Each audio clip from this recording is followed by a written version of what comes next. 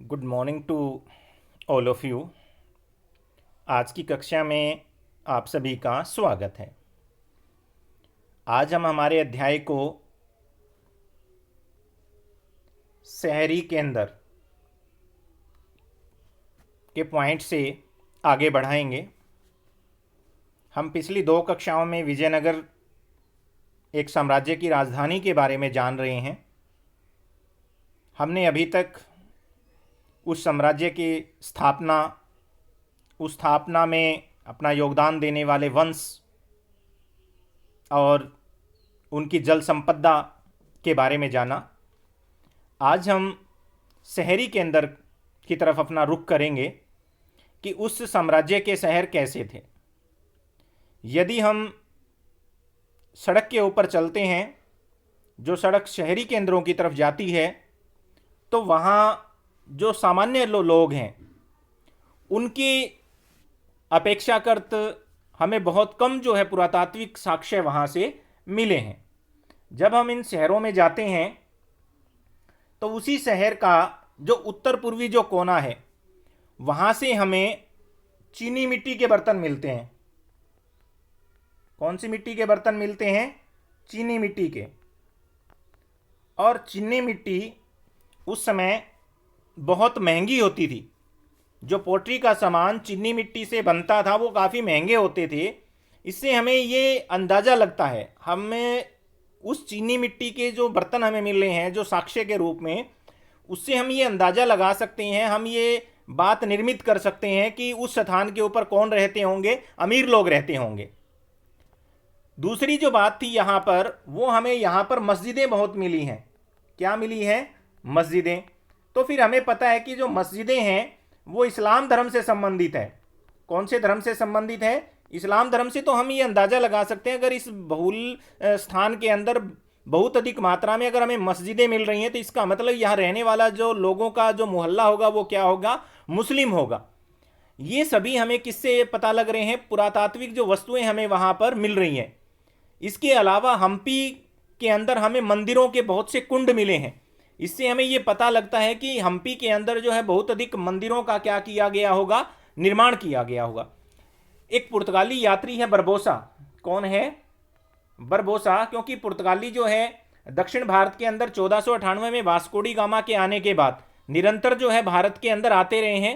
तो उन्होंने बताया है कि वहाँ पर हमें कई जगह पे ऐसे आवास मिले हैं जिनके छप्पर थे, जो एक संरचनात्मक तरीके से गढ़ी हुई वस्तुएं नहीं थी, बल्कि खुली जो स्थान वाली जो गलियां थी उनके अंदर लोगों ने अपने छप्पर बनाए हुए थे, उसके अंदर वो रहते थे। इसके अलावा यहाँ पर हमें विविध प्रकार के मंदिर मिले हैं जो विभिन्न संप्रदायों से क्या है? संबंधित थे।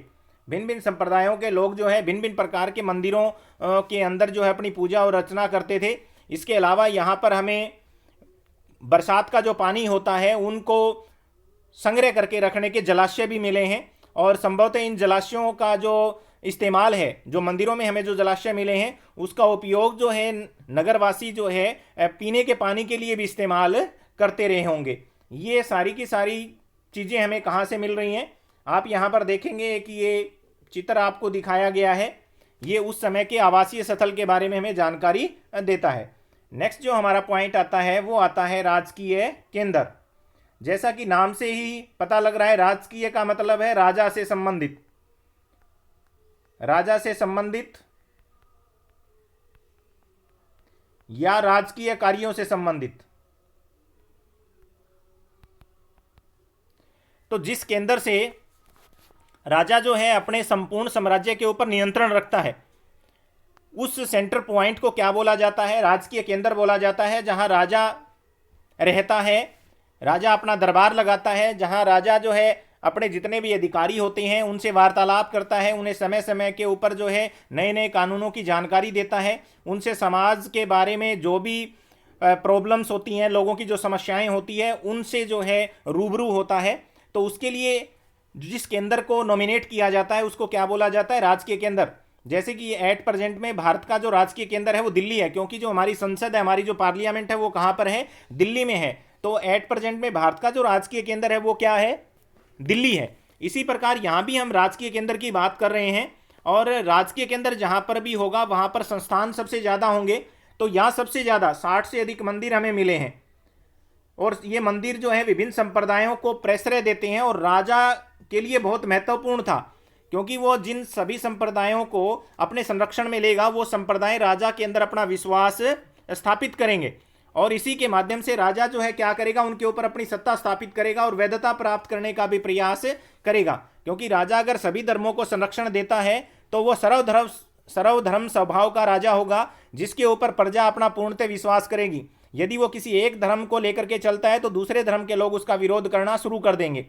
तो अगर हम राजकीय केंद्र में जाएंगे तो वहाँ 30 संरचनाओं की पहचान महलों के रूप में की गई है। ऐसी बड़ी बड़ी जो है इमारतें हमें मिली हैं जिनकी रचना जो है या उनकी जो संरचना है उससे हमें पता लगता है कि ये राजा के क्या रहे होंगे, महल रहे होंगे।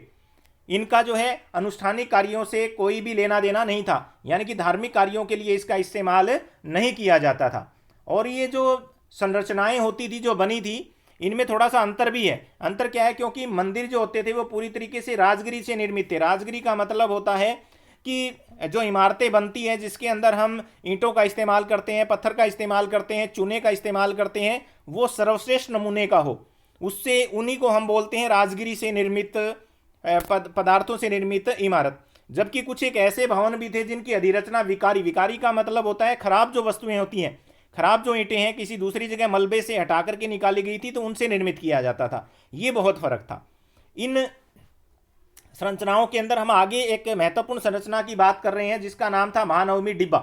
इसके नाम से ही पता है, महा का मतलब होता है बड़ा और नवमी का मतलब है नवा, यानी कि कोई महत्वपूर्ण जो है 9वां दिन होगा किसी भी उत्सव का, किसी भी जुलूस का, या फिर किसी भी ऐसी पूजा की व्यवस्था चल रही होगी जिसका 9वां दिन बहुत महत्वपूर्ण होगा, और उस दिन लोग जो है इकट्ठे हो रहे होंगे और उसके लिए जो है एक संरचना का इस्तेमाल किया जा रहा होगा, और उसी को क्या बोला गया था, महानवमी डिब्बा।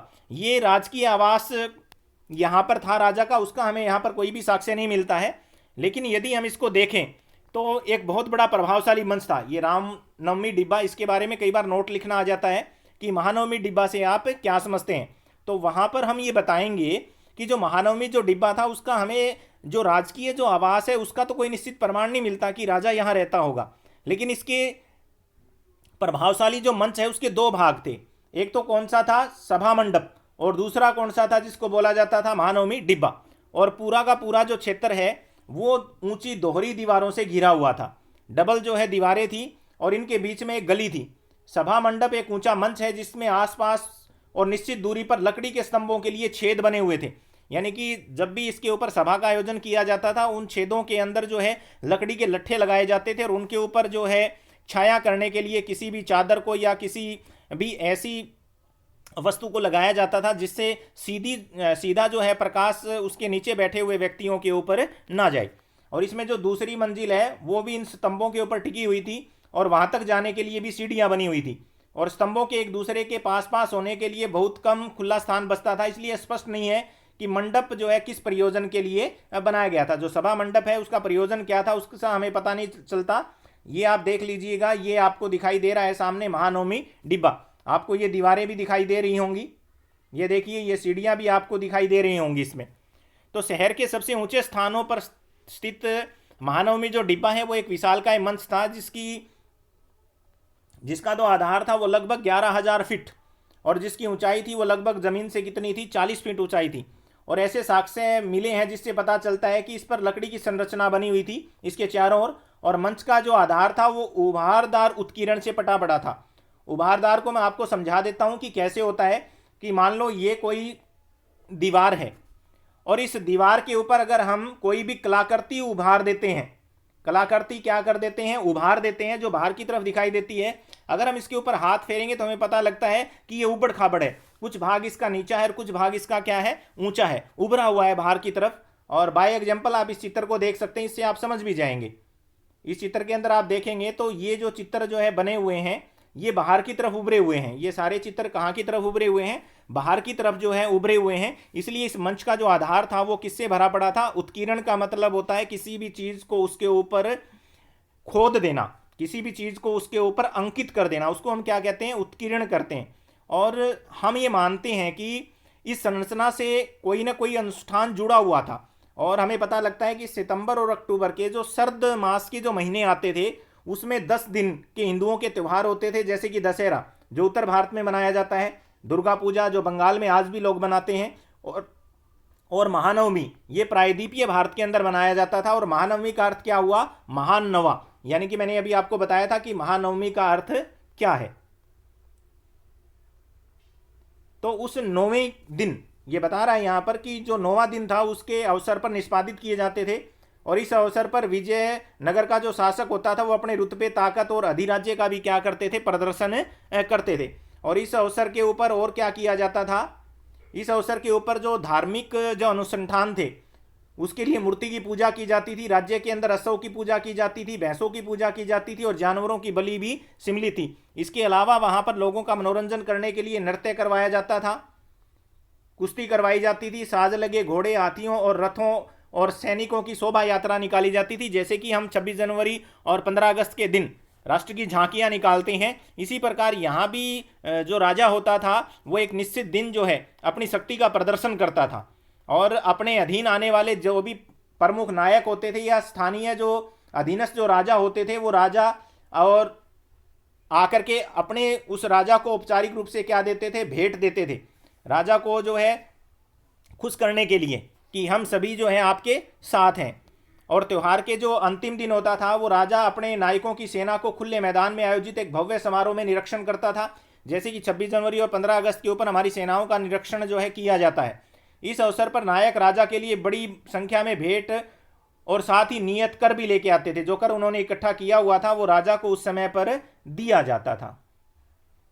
उसके बाद में एक सबसे बड़ी जो समस्या है कि महानवमी डिब्बा आज भी अस्तित्व में है और वह इस विस्तृत अनुसंधान का केंद्र। विद्वानों का मानना है कि संरचना के चारों ओर का स्थान सशस्त्र आदमियों, औरतों और बड़ी संख्या में जानवरों की शोभा यात्रा के लिए पर्याप्त नहीं था। राजकीय केंद्र में स्थित कई और संरचनाओं की तरह यह भी एक पहेली बना हुआ है। रियल में वो लोग बताते हैं कि हम ये मानते हैं कि इसका इस्तेमाल इस प्रकार के अनुसंधान के लिए किया गया होगा, लेकिन उसके साइड में जो जगह दी गई है उस जगह को देखते हुए आने वाले जो पुरातत्वविद हैं उन्होंने कहा कि ये जगह इतने लोगों के बैठने के लिए प्रयुक्त नहीं थी, इसलिए हम ये नहीं कह सकते कि किसी प्रकार की शोभा यात्रा यहां से निकाली जाती होगी। संशय बना हुआ है। नेक्स्ट हमारे पास जो पॉइंट आता है वो आता है राजकीय केंद्र में स्थित अन्य भवन। और इन अन्य भवनों के अंदर सबसे ज्यादा बड़ा नाम आता है लोटस महल का, जिसको कमल महल भी कहा जाता था। क्या कहा जाता था? कमल महल। जिस प्रकार हमारा कमल, खिला हुआ कमल हमें दिखाई देता है, ठीक उसी प्रकार की संरचना का एक महल यहां पर बनाया गया था और यह सबसे सुंदर भवनों में से एक था। राजकीय केंद्र के अंदर सबसे सुंदर जो भवन थे उसमें एक था लोटस महल यानी कि कमल महल। और इसका जो नामकरण है 19वीं शताब्दी के अंदर अंग्रेज यात्रियों ने किया, क्योंकि उसका रीजन मैंने बता दिया था। इसकी जो आकृति थी वो कैसी लगती थी? बिल्कुल ऐसी लगती थी कि जैसे कि ये कमल हो। लेकिन इतिहासकार इस बारे में निश्चित नहीं है कि यह भवन किस कार्य के लिए बना था, क्योंकि हमारे पास ऐसे कोई साक्ष्य उपलब्ध नहीं है। ये कमल महल की जो है आपको तस्वीर यहां पर दिखाई दे रही है, आप इसको सामने जो है बिल्कुल देख सकते हैं। कमल की तरह, इसकी पंखुड़ियों की तरह आपको ये दिखाई देता है। तो कोलिन मैकेंजी ने जो मानचित्र बनाया था तो उससे उसने ये कहा था कि ये परिषदनीय सदन था, कि यहाँ पर राजा जो अपने परिषद की क्या लेता था? बैठक लेता था, यानी कि राजा अपने परामर्शदाताओं से यहाँ पर मिलता था। हालांकि अधिकांश मंदिर जो है वो धार्मिक केंद्र में स्थित थे, लेकिन राजकीय केंद्र में भी कई थे। इनमें से अत्यंत दर्शनीय जो मंदिर है वो कौन सा था? हजार राम मंदिर। बड़ा इंपॉर्टेंट है, कई बार ये प्रश्न आ जाता है कि हजार राम मंदिर से आप क्या समझते हैं। और ये देखिएगा जो कमल महल जो बना हुआ था उसके समीप में हाथियों का भी एक अस्तबल जो है दिखाई देता है, जहां पर राजा अपने हाथियों को क्या है रखता था। ये देखिएगा आपके सामने, ये दीवार के ऊपर जो है हाथियों को दर्शाया गया है, नाचती हुई महिलाओं को दिखाया गया है, शस्त्र लिए हुए सैनिकों को दिखाया गया है, हाथियों को भी यहाँ दिखाया गया है, महिलाओं को यहाँ पर नृत्य करते हुए दिखाया गया। ये हजार राम की जो मंदिर है उसकी दीवारों के ऊपर अंकित की गई मूर्तिकला है। बहुत भव्य मंदिर जो है विजयनगर के अंदर था। और ये कहते हैं कि इस हजार राम मंदिर का जो प्रयोग केवल राजा और उसके परिवार के लोगों के द्वारा ही किया जाता था। बीच के देवस्थल में अब मूर्तियां नहीं है, लेकिन दीवारों पर बनाए गए पटल जो है मूर्तियां क्या है आज भी सुरक्षित है। इस मंदिर के अंदर अगर हम अंदर जाते हैं तो इसके बीच में कोई भी मूर्ति हमें दिखाई नहीं देती, लेकिन इसकी इमारतों के ऊपर जो मूर्तियां बनाई गई थी वो अब भी दिखाई देती है। और ये भी बताया जाता है कि मंदिर के आंतरिक दीवार के ऊपर जो उत्कीर्ण है वो रामायण के कुछ दृष्टांश है।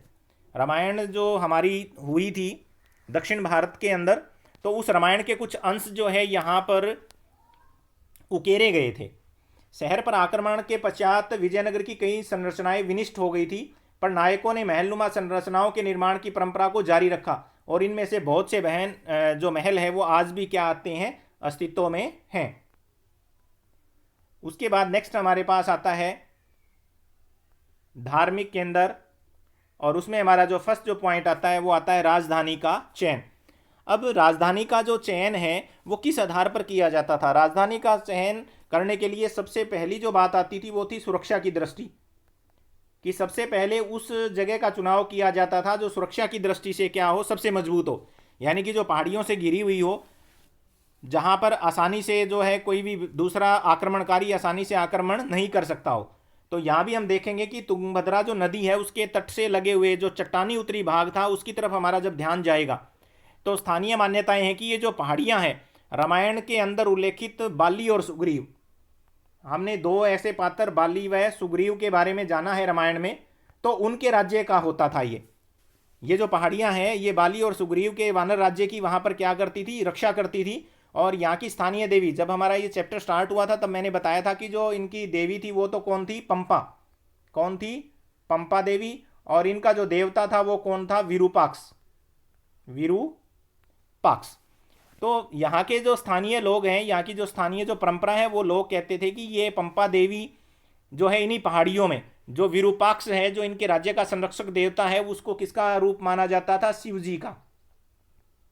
किसका रूप माना जाता था? शिव जी का रूप माना जाता था। और पंपा देवी जो है शिव जी के इस रूप विरूपाक्ष से अपना विवाह करना चाहती थी, इसके लिए उसने इन पहाड़ियों के अंदर बहुत अधिक क्या किया था, तप किया था। ये देखिए यहाँ विवाह के लिए तप किया था, और आज तक यह विवाह विरूपाक्ष मंदिर में हर वर्ष ये लोग क्या करते हैं, धूमधाम से आयोजित करते हैं। इन पहाड़ियों में विजयनगर साम्राज्य के पूर्वकालिक जैन मंदिर भी मिले हैं। दूसरे शब्दों में यह क्षेत्र कई धार्मिक मान्यताओं से संबंधित है। इस क्षेत्र के अंदर मंदिर निर्माण का एक लंबा इतिहास है, क्योंकि साउथ के अंदर, दक्षिण भारत के अंदर पल्लवों ने, चालुक्यों ने, होयसल और चोल शासकों ने शासन किया है। ये यहाँ दिए गए हैं, पल्लव, चालुक्य, होयसल और चोल शासक। और ये सभी शासक मंदिर निर्माण के लिए कृतज्ञ थे। इन्होंने हमेशा अपने साम्राज्य में मंदिरों का निर्माण किया है। ये देखिए, आमतौर पर शासक अपने आप को ईश्वर से जोड़ने के लिए मंदिर निर्माण को प्रोत्साहन देते थे, और अक्सर देवता को व्यक्त और अव्यक्त रूप से राजा से जोड़ा जाता था, और मंदिरों को जो है शिक्षा के केंद्र के रूप में भी कार्य करवाया जाता था। शासक और अन्य लोग मंदिर में रखरखाव के लिए भूमि अन्य संपदा दान में देते थे। अतएव जो मंदिर है वो महत्वपूर्ण धार्मिक, सामाजिक, सांस्कृतिक और आर्थिक केंद्रों के रूप में विकसित हुए। आर्थिक केंद्र इसलिए बना क्योंकि मंदिरों के अंदर जब यात्री आते थे किसी पूजा अर्चना के लिए, तो वहां पर बहुत बड़ी बड़ी दुकानों का निर्माण किया गया और वहां से लोगों को रोजगार मिलता था। शासक की दृष्टि से जो मंदिरों का जो निर्माण है, उसका जो मरम्मत है, उसके रखरखाव है, वो क्या करते थे, अपनी सत्ता, अपनी संपत्ति और निष्ठा के समर्थन और मान्यता के लिए एक महत्वपूर्ण माध्यम थे। क्योंकि राजा जितने मंदिरों में दान देगा तो प्रजा जो है उस राजा को उतना ही ज़्यादा धार्मिक मानेगी और उसके अंदर उनका विश्वास बढ़ जाएगा, और वो कभी भी अपने उस राजा का विरोध नहीं करेंगे। इसलिए विजयनगर के स्थान का चयन जो है वह विरूपाक्ष और पंपा देवी के मंदिरों के अस्तित्व से प्रेरित था। यहाँ तक कि विजयनगर के शासक भगवान विरूपाक्ष की ओर से शासन करने का दावा करते हैं। जब इस पाठ की शुरुआत हुई थी तो थीम में मैंने आपको बताया था कि वो एक राजदंड रखते थे जिसके ऊपर कन्नड़ लिपि में क्या लिखा होता था, श्री विरूपाक्ष शब्द अंकित होता था। शासक देवताओं से अपने गहन संबंधों के संकेतक के रूप में विरुद्ध हिंदू सूरत राणा का भी ये लोग प्रयोग करते थे। सूरत राणा जो शब्द है ये अरबी भाषा के सुल्तान शब्द का संस्कृत अलंकरण है। अरबी भाषा में जिस व्यक्ति को सुल्तान कहा जाता है तो उसी जगह राजा को संस्कृत भाषा के अंदर क्या बोला जाता था, हिंदू सूरत राणा, यानी कि हिंदू सुल्तान। विजयनगर के शासकों ने पूर्वकालिक परंपराओं को अपनाया। जो प्राचीन समय में जो प्रणालियाँ चली आ रही थी उन परंपराओं को उन्होंने अपनाया, उसके साथ साथ उसमें नवीनता लाई और आगे उनको विकसित किया।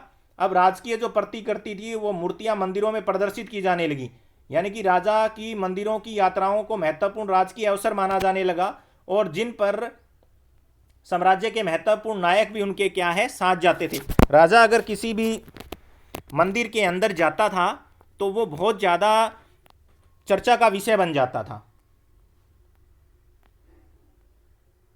उसके बाद में नेक्स्ट हमारे पास जो पॉइंट आता है वो आता है गोपुरम और मंडप। अब मैं यहाँ आपको बता देता हूँ, गोपुरम का अर्थ होता था प्रवेश द्वार। क्या होता था? प्रवेश द्वार। मंदिर के अंदर प्रवेश करने से पहले जो द्वार आता था, बड़े ऊंचे ऊंचे बनाए जाते थे, उनको क्या बोला जाता था? गोपुरम। और मंडप किसको बोला जाता था? बाहर जो पूजा गृह होता था उसके बाहर जो छायादार संरचना बनाई जाती थी उसको क्या बोला जाता था? मंडप बोला जाता था। जहां पर लोग पूजा अर्चना के लिए क्या होते थे? इकट्ठे होते थे, उनको क्या बोला जाता था? मंडप बोला जाता था। तो ये बता रहा है यहाँ की मंदिर स्थापत्य के संदर्भ में इस प्रकार के कई तत्व प्रकाश में आए हैं। इसमें विशाल स्तर पर बनाई गई संरचनाएं जो राजकीय सत्ता का द्योतक थी। राजकीय सत्ता का द्योतक इसलिए थी कि जितने ज्यादा विशाल गोपुरमों का निर्माण करवाया जाएगा तो दूसरे साम्राज्य के लोग ये मानेंगे कि इस राजा की ताकत बहुत ज्यादा है। इसका सबसे अच्छा उदाहरण राय गोपुरम यानी कि राजकीय प्रवेश द्वार थे, जो अक्सर केंद्रीय देवालयों की मीनारों को क्या कर देते थे? बोना। यानी कि जो मंदिर होता था जिसके ऊपर शिखर होता था उसकी जो मीनारें होती थी उनसे भी ऊंचे होते थे गोपुरम, और लंबी दूरी से ये प्रतीत करवा देते थे कि उस स्थान के ऊपर क्या है? मंदिर है। उस स्थान के ऊपर क्या है? मंदिर है। आप यहां इसमें देख भी सकते हैं, ये एक मंदिर है और इसका ये जो प्रवेश द्वार है इसको गोपुरम बोला जाता था। क्या बोला जाता था? गोपुरम इसको बोला जाता था। और ये देवालय होता था। देवालय यानी कि देवकालय यानी कि देव का घर।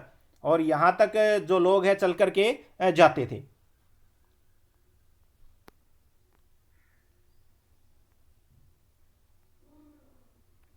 उसके बाद यहां आता है हमारे पास कि ये संभवतः जो बड़े बड़े जो विशाल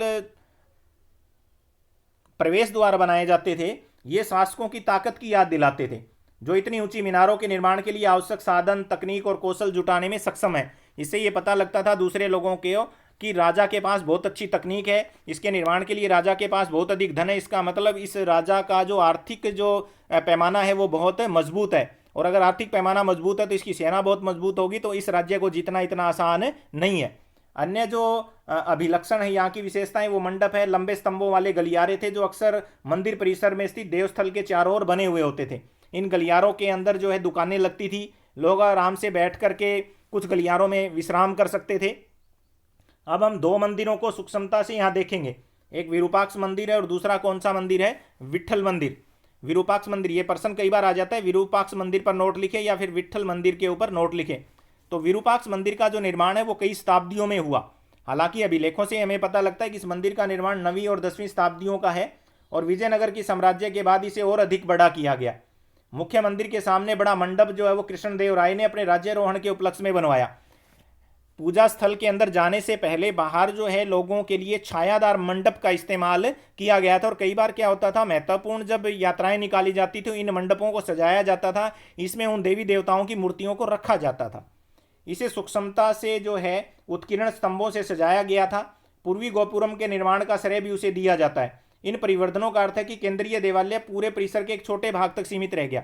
इसके कहने का भाव ये है कि शुरुआत में जहां मंदिर बना था वो स्थान तो रह गया छोटा, और मंडप और गोपुरमों की वजह से और नया भाग उस मंदिर के साथ जुड़ा, तो देवालय का स्थान क्या हो गया? बिल्कुल छोटा, और बाकी का जो क्षेत्र है वो क्या हो गया था? विस्तृत हो गया था। ये यहां पर ये हमें बताने का कष्ट कर रहा है।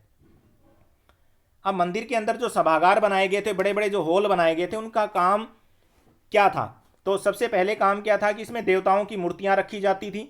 संगीत और नृत्य नाटकों के विशेष कार्यक्रम देखने के लिए यहाँ पर उन मूर्तियों को रखा जाता था। अन्य सभागारों का प्रयोग जो है देवी देवताओं के विवाह के उत्सवों के समय आनंद मनाने के लिए किया जाता था। कुछ अन्य का प्रयोग जो है देवी देवताओं को झूला झुलाने के लिए किया जाता था। इन अवसरों के ऊपर विशिष्ट मूर्तियों का भी प्रयोग करते थे वे लोग। और छोटे जो केंद्रीय देवालय थे उनके अंदर स्थापित मूर्तियां भी क्या होती थी? भिन्न होती थी। ये बात तो हम कर रहे थे विरूपाक्ष मंदिर की। अब हम दूसरे मंदिर की बात करते हैं, वो कौन सा था? विट्ठल मंदिर भी रोचक है। और यहाँ का जो प्रमुख जो देवता जो विट्ठल था वो महाराष्ट्र में पूजा जाता था, जो विष्णु का अवतार था। किसका अवतार था? विष्णु के अवतार के रूप में विट्ठल को यहां पर लोग क्या करते थे? पूजते थे। और इस देवता की जो पूजा है सबसे पहले कहां पर प्रारंभ हुई थी? कर्नाटक के अंदर जो है प्रारंभ हुई थी। और धीरे धीरे ये जो साम्राज्यिक संस्कृति के निर्माण के लिए विजयनगर के शासकों ने भी इस परंपरा को क्या कर लिया? आत्मसात कर लिया। ये देखिए आप गोपुरम देखिएगा, बहुत कितना शानदार जो है नायकों के द्वारा जो है बनाया गया था मुद्रेय के मंदिर के अंदर। मंदिर परिसर की एक चारित्रिक जो विशेषता है उनकी रथ गलियां थी, जो मंदिर के गोपुरम से सीधे रेखा में जाती थी। यानी कि रथ गलियां कौन सी होती थी, ये देखिए, जैसे कि मान लो यहां पर गोपुरम है और यहां पर देवस्थल है। मैं दोबारा जो है इसको बना रहा हूं,